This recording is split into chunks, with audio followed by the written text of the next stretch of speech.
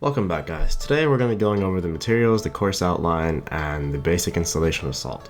Now, for the materials, we're going to need a laptop. I prefer a Mac because it has a terminal. You can use Linux if you want, but if it has a terminal, you're probably a little better off. You can use Windows with PuTTY, and if that's all you have, then by all means, go for it. For text editor, I prefer Sublime Text because Sublime Text has a syntax highlighter for SaltStack. You can install it from the package control center if you want.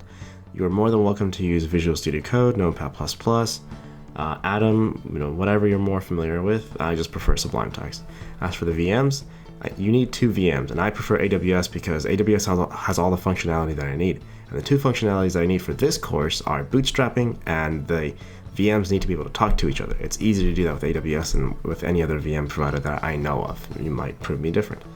All right, so let's go ahead and continue on. So now let's go ahead and go through what SaltStack is. SaltStack is a configuration management tool. It's a lot like Chef, Puppet, or Ansible. So if you've used that, you'll feel right at home with SaltStack. It's just got a little bit of different methods of dealing with things. SaltStack is written entirely in Python, just like Ansible is, and it is also open source, which means that it's also free.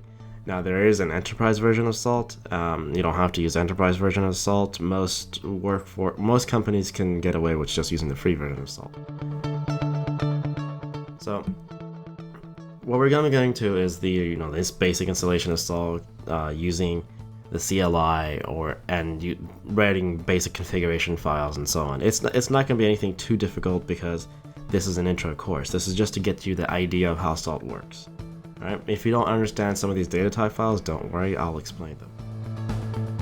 Alright, so let's go ahead and get started. Now, this is sort of like an outline of what we're going to be going through. We're going to be going through how to install Salt and how to configure it so we know exactly what it's going to do and how to run the agents and so on.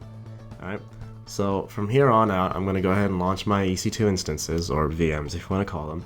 And I'm gonna show you how to install Salt in this next video. Alright, so let's go ahead and continue, and I'll see you guys in the next course.